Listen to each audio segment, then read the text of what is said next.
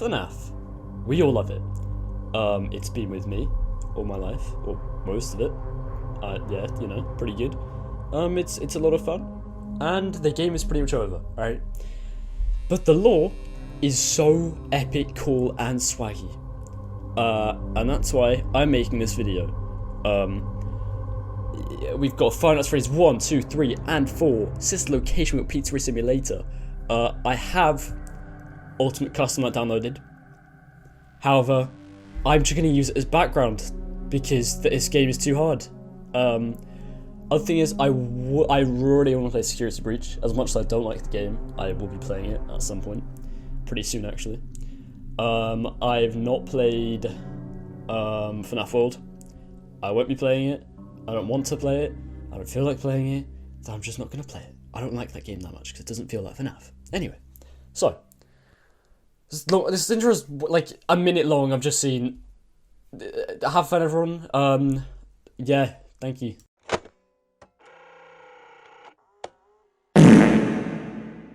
Five Nights at Freddy's 1. Yeah. I love this game. It's S tier. It's the best game. If you disagree with me, you're wrong. It's not even an opinion. It's just facts. Anyway, let's get on with the lore. So, this is Generation 1. Set in Fredbear's family diner, presumably. Okay. And we had Freddy, the first one. We had Bunny, the you know, the quirky one. We had Chica, Foxy, and Golden Freddy. You know, the main cast, the cool ones, the quirky ones. We loved them, and they were terrifying. I think you're playing as Mike Schmidt, and you only earn like $120 at the end from like 1 till 5, which is, you know, kind of pathetic. Oh well. And yeah, let's just go through the game. You are set in a small, compact office with 2 doors and 2 windows. The 2 doors always gave you a sense of security. However, in reality, it never really did, let's be honest. And yeah, it was kind of perfect, honestly, for a horror game.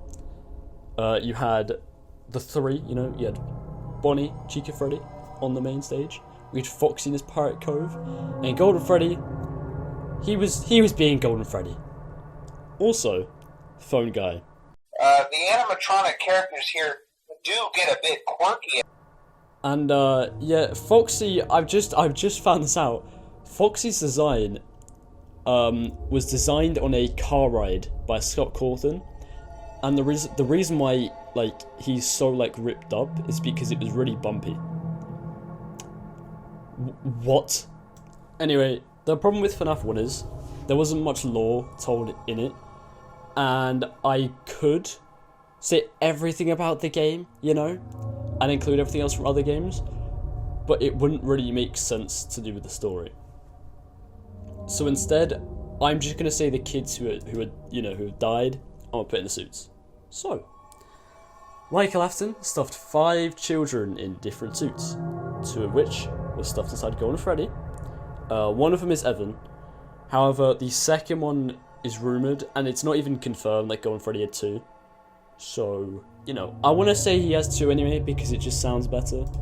You know, it just sounds more creepy and scary. Anyway, Susie was stuffed inside Chica, Cassidy was inside Freddy, Jeremy was inside Bonnie, and Fritz was inside Foxy. That is, like, when I first found out that the game was basically about kids being stuffed in suits, I was just terrified of anything to do with animatronics and would never want to go anywhere near them. However, I am now, you know, 15, almost 16, and a big boy, and I'm not scared of animatronics anymore. Go me. Easter eggs. Woo! I love the Easter eggs in this because they actually tell you the story. You know, you have the posters which would change about the dead children, the suits, all the other crap. What was it? We had Golden Freddy, you know, back when you'd see like the little poster of him, which was a 1 in 100 chance, by the way, which is insane. So you'd see the poster and you would appear in your office. It was great. And then you would crash your game as well if you get jump scared by him, which I always loved. I always loved that. Yeah, there was a lot. There was the crying children on the side, which is to do with the dead children, of course. I mean, I can't think of anything else it would be to do with. And the hallucinations. Wow, terrifying, I know, right? I'm pretty sure there was like a 1 in 100 chance each second you would get it. Something around there. Which meant it wasn't really that hard to get. It was basically just Freddy with googly eyes, Bonnie with googly eyes, and it's me. It's me is actually referring to Golden Freddy being the victim, because the 4 masked kids basically shoved him inside a Golden Freddy. Also, Golden Freddy's known as Fredbear. You'll find out why later. And that's all I can really remember for FNAF 1. Just want to point out, if I do forget anything, don't harass me, okay? Because that's mean.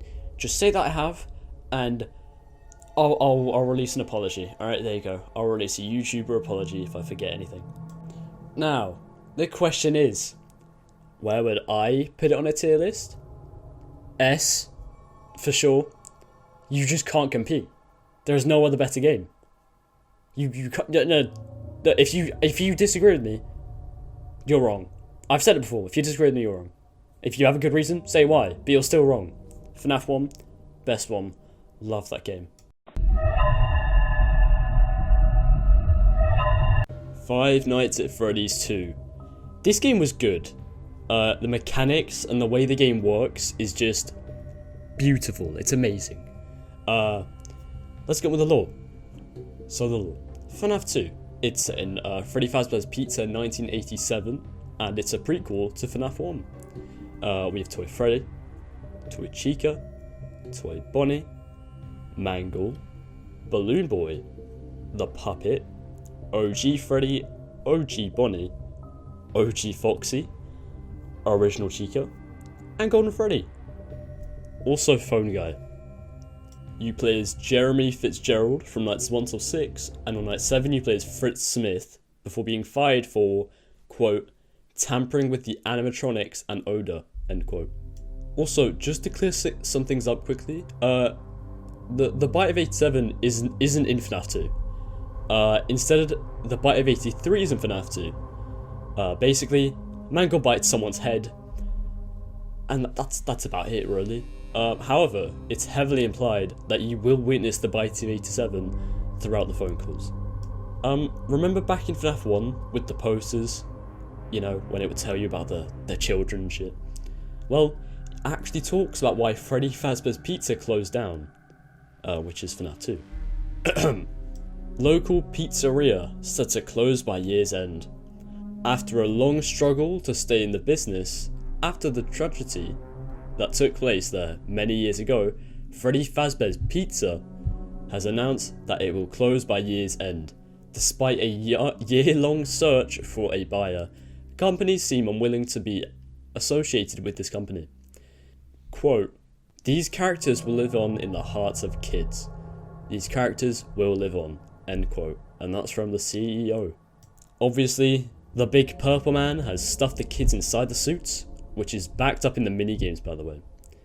Speaking of the minigames, the minigames heavily implied that the purple guy claimed his first victim not at the current pizzeria, but an older restaurant called Fredbear's Family Diner, where the kid would possess the puppet. The puppet helps the kids possess the suits in order to take their revenge, by the way. That's like his main role, he's the big man.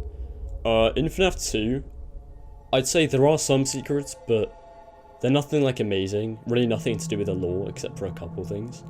In FNAF 2, we have Shadow Bonnie, Shadow Freddy, and like I said, I have no idea what these guys have to do with the game. I just have no idea. You have JJ, a female version of BB. JJ is creepier. She hides under your desk and kind of just stares at you, probably giving you head. Also, BB has eyes in his mouth, meaning there's like a kid in him, or something really weird. I found this out not too long ago. Now, where would I put it on the tier list? I'd say respectively A. It's not FNAF 1, so it clearly can't be an S+. And I can't lie, not that challenging as you go on through the nights, it just gets a bit repetitive. However, it's fun and packed with lore, so therefore it goes an A.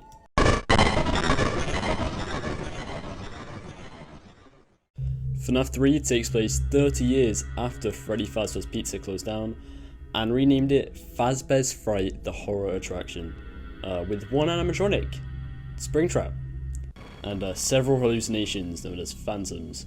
These include Freddy, Chica, Balloon Boy, Foxy, Puppet, and Mangle.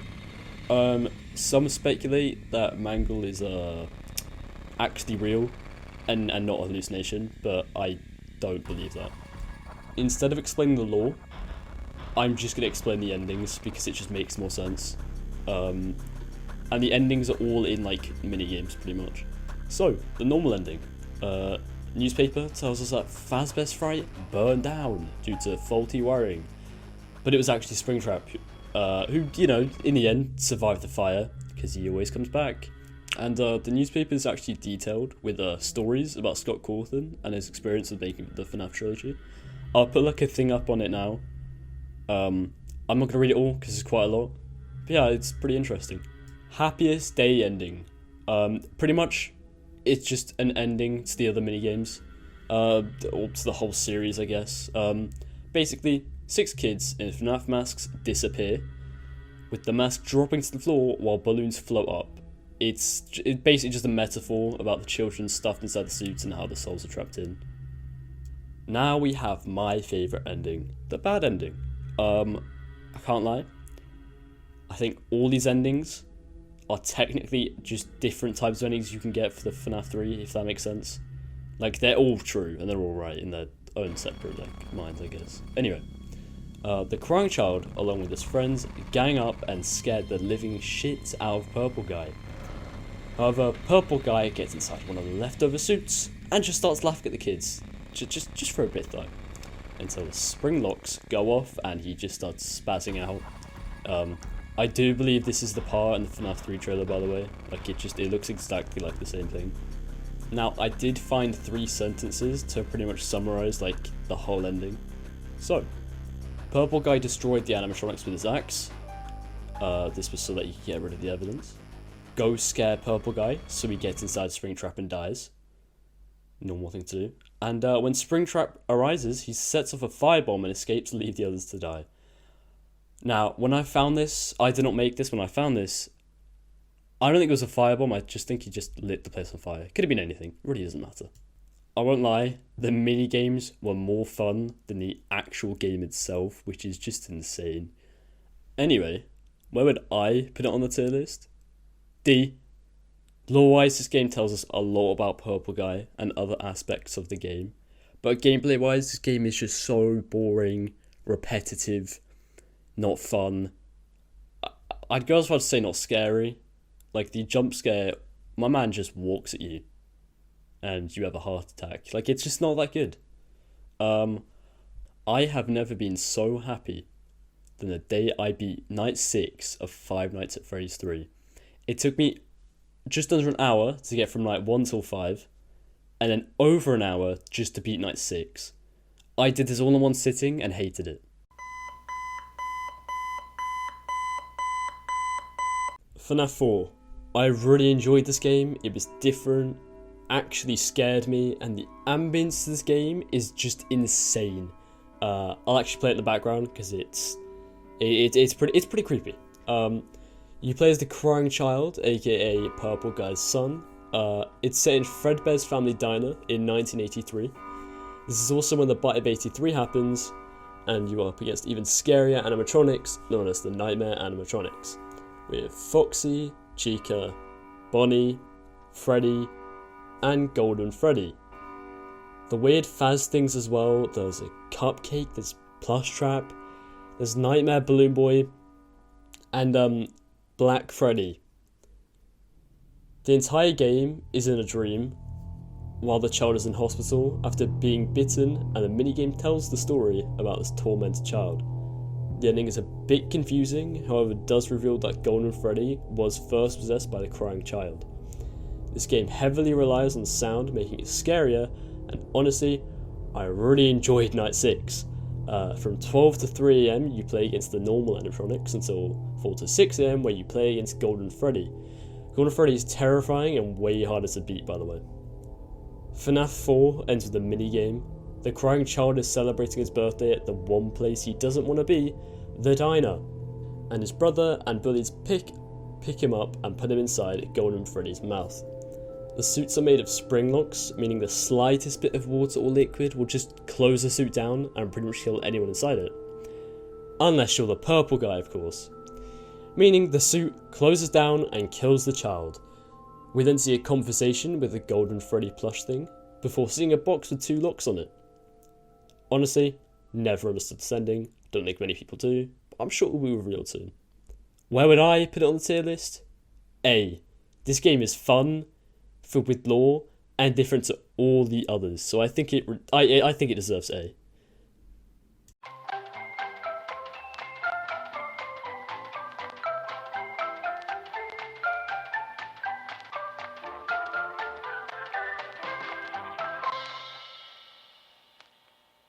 FNAF 5, aka Sister Location. This game had a lot of good reviews. However, I just don't like the game. Although it tells us a lot about the story, I still never enjoyed the game. There was one hard night, while all the others were just really easy. You play as Michael Afton, and Michael wants to find out what happens with Sister. But you soon get to realise his sister, it didn't really end very well. You play in Circus Baby's rental and entertainment service, where you play against Circus Baby, Funtime Foxy, Funtime Freddy, and Ballora. Oh, and Enid. By the end of the game, Michael gets scooped, and Enid just hops right on in.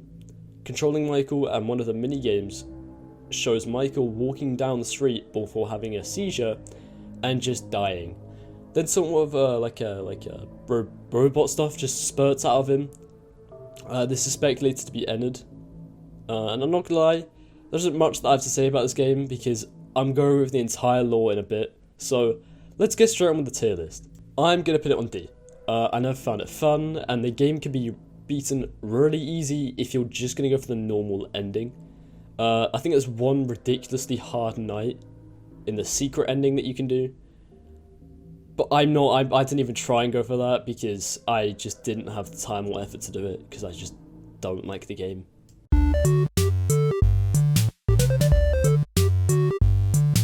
FNAF 6 or FNAF Pizzeria Simulator is easily my favourite FNAF game.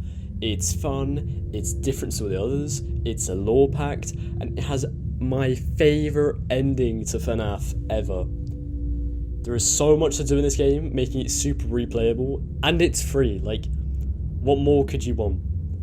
So, I believe you play as Michael, and your job is to start your own business and make as much money as you can in 6 nights.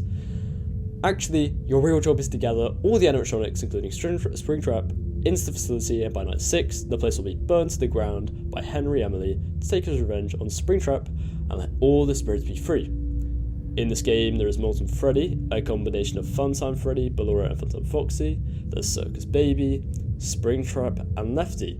Lefty is just a puppet, but just hiding a new suit. You can see it like very clearly at certain points.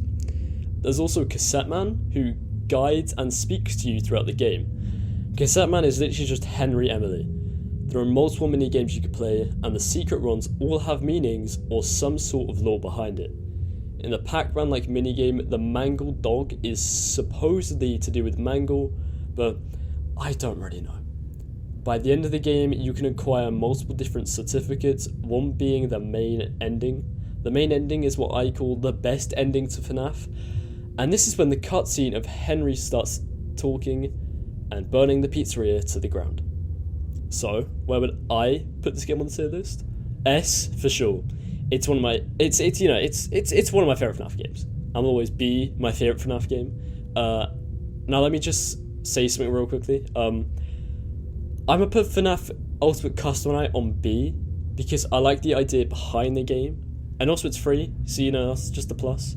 I'm gonna put FNAF World on C because although it tells us a lot about FNAF, I don't really find it that fun. Help Wanted, it's gonna go on B because it's the next piece of lore we get, and security breach, yeah, nah, F. I just want to quickly show my favourite ending to this game. I'll play it now. It's absolutely amazing.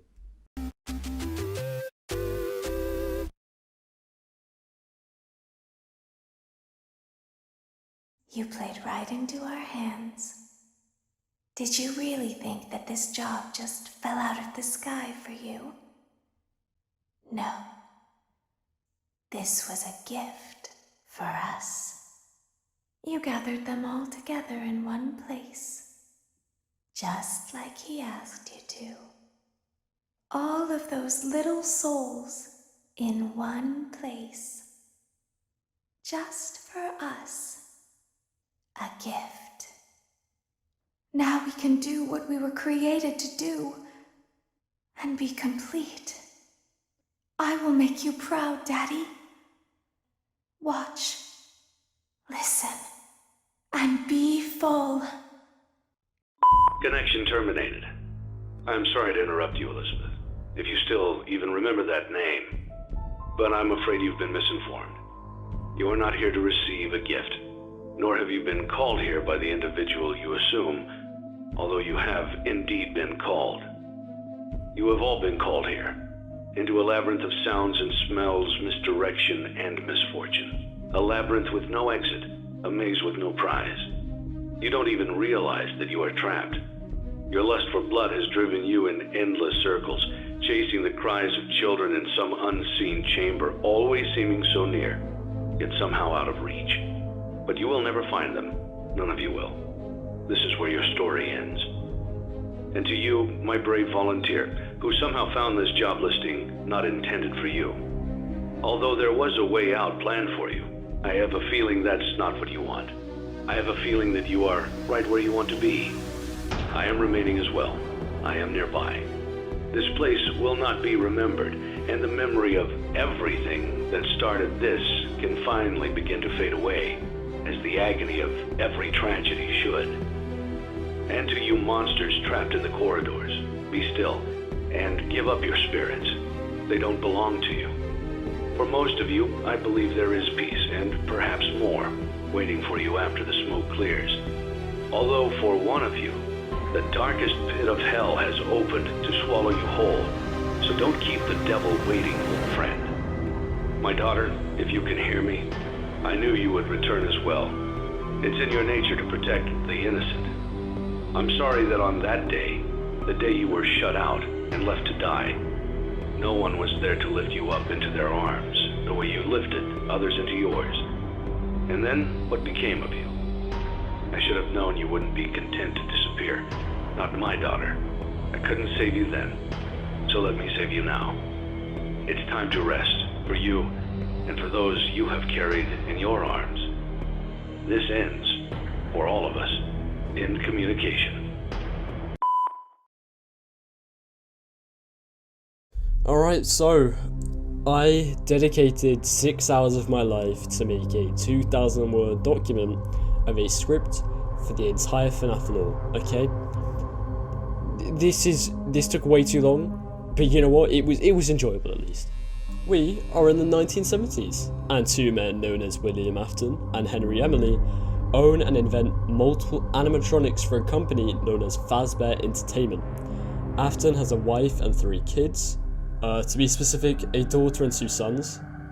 Henry Emily has a daughter, and now these people might sound normal, happy, and all that jazz. However, Afton is a filicide. How quirky. Anyway, a new family restaurant known as Fredbear's Family Diner has just opened, and Afton and Henry have to make mascots for this place. They make a golden bear and a golden bunny. How cute. Their names are Fredbear and Bonnie, of course. These mascots are actually spring-lock animatronics and use robots or people to operate them. Only issue is, they're like, you know, kind of really dangerous to wear. So if any water, dirt, or too much movement happens, then they would just close and kill whoever's inside. So back to the diner. The diner becomes very successful and children love it there. There are parties, food, and loads of entertainment. One day, Henry Emily's daughter, Charlotte Emily, remember that name, has been invited to the party. Now, Emily, being the stupid apple she is, decided to get locked out of the diner. William Afton, being the filicide he is, sees this, skirts up to her before killing her. Well, ever heard of Purple Guy? Well, that's William Afton. So whenever you hear one of those names, just be sure to remember that they're the same person. Henry Emily has just lost his one and only daughter. So, just like any sane person, he decides to take some time off and do whatever he has to do. You will not hear this man for another couple years, alright? This guy takes a long time off work. After news spread about a child being killed at the diner, the owners took the money, said their prayers, and dipped the scene. Oh, they also sold the company and diner to like someone completely random. We don't need to know who it is. They renamed the diner to Fredbear Entertainment and was able to skyrocket in success. With all this success, they decided to build another, slightly improved establishment known as Freddy Fazbear's Pizza, with brand new characters. Who are these brand new characters, you may ask?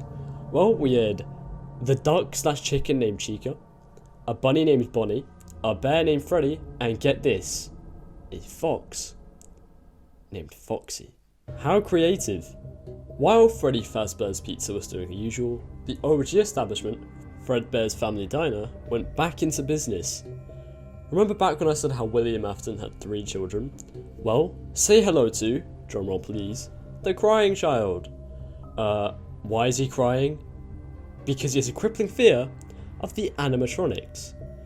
Now say hello to Michael Afton, aka the crying child's brother/bully, who would constantly torment his brother and dress up as the different characters from the establishment. The year is now 1983, and the crying child is celebrating his birthday, you know, one of the happiest days to have as a kid, at, you guessed it, the diner. And on this fateful day, Michael and his friends picked up the kid and, as a funny prank, put the crying child inside Fredbear's mouth. Now, as we know, the spring locks don't work so well if any sort of moisture hits them, and when you have a crying child in it, I don't think that's going to go very well. And, well, yeah. Was that the bite of 87? Oh, silly Mark. That's not the bite of 87. That's the bite of 83.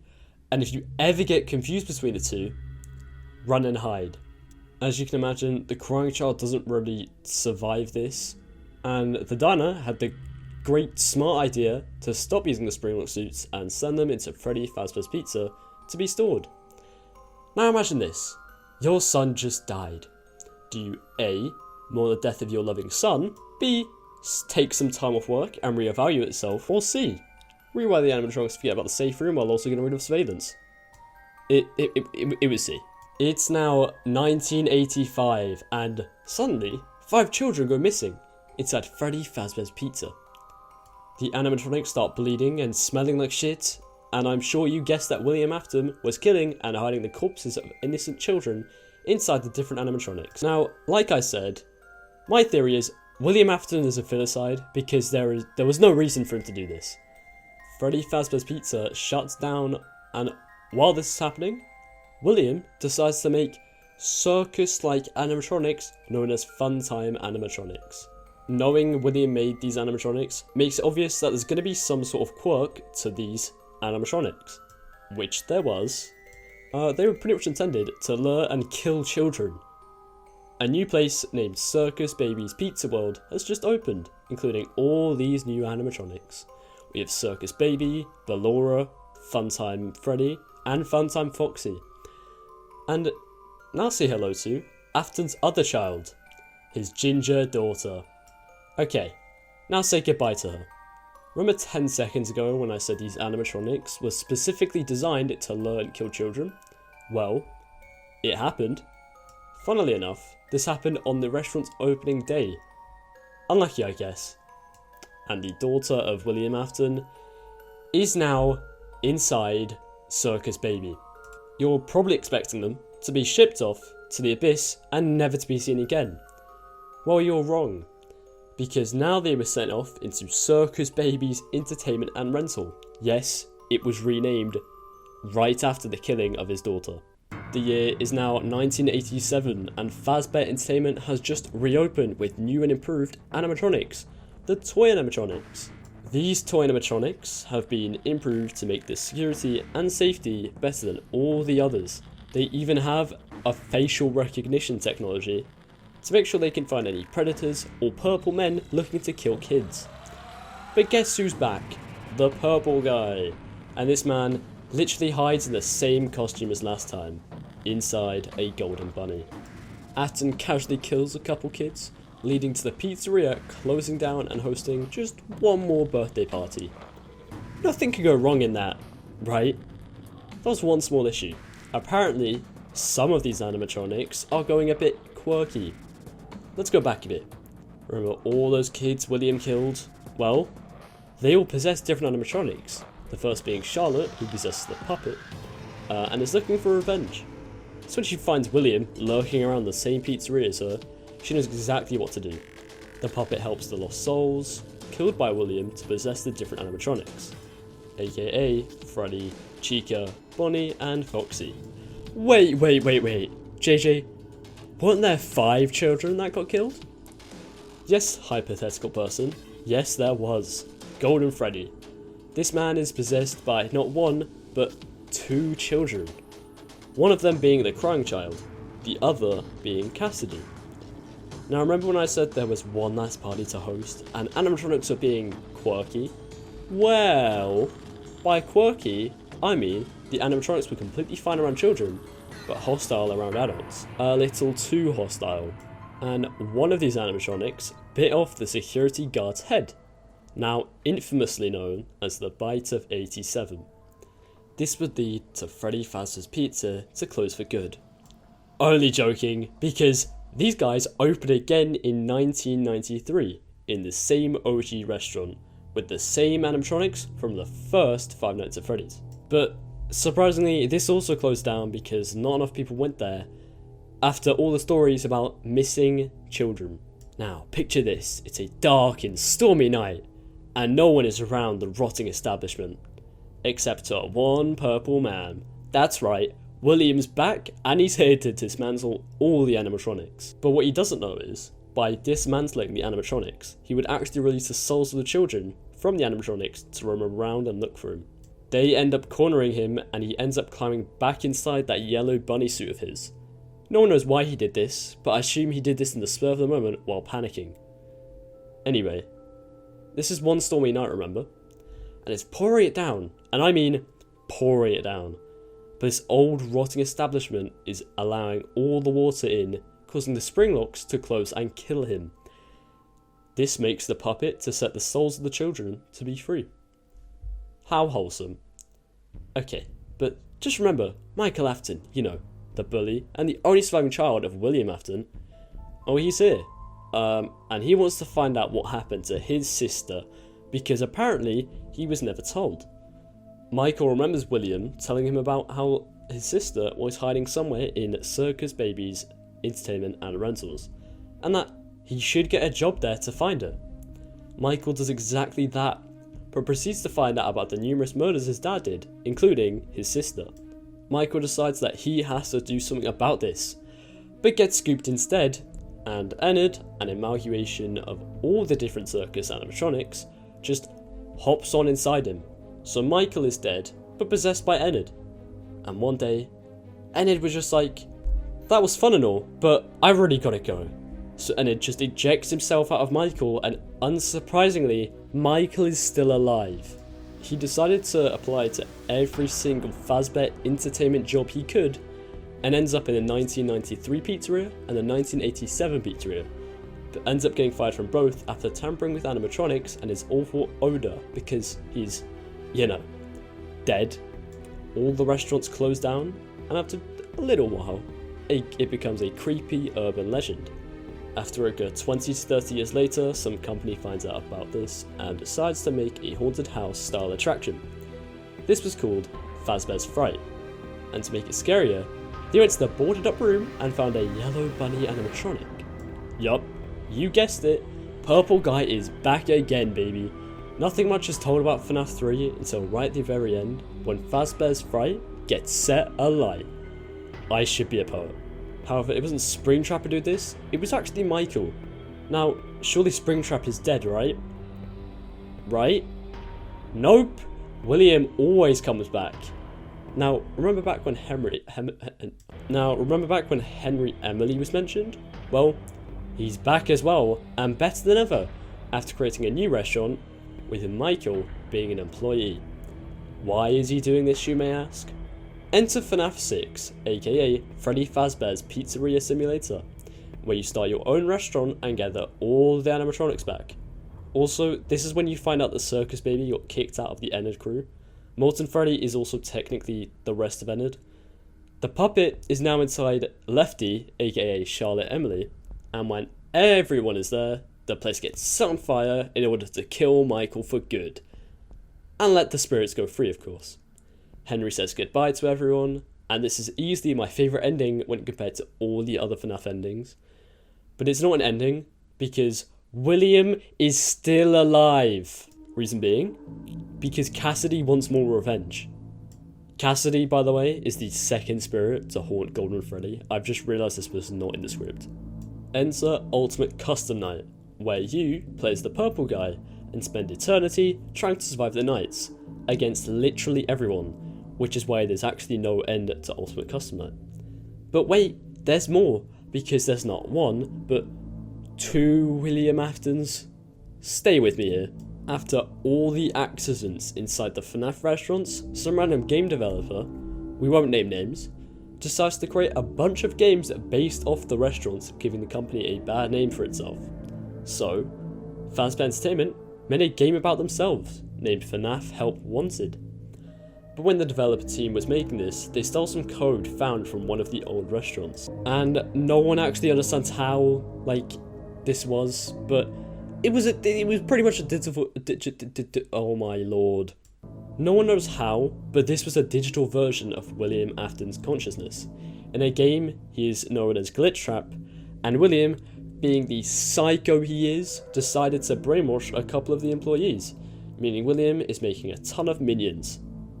One of these minions being Vanny, who wears a female and arguably creepier version of the bunny suit. This is where the story ends, for now at least, because there are still millions of books to go over and the new Security Breach game, which is an awful game by the way. But no one's figured out the meaning to that game yet, so yeah, there are many things I don't understand, like the suicide of Henry, and apparently Henry's son Henry's a son named Sammy. I don't know where this came from, but overall, I pretty much know the entire FNAF lore after spending 6 hours of research, and it was not productive at all. Well, you've just learned, pretty much, all of FNAF lore before Security Breach.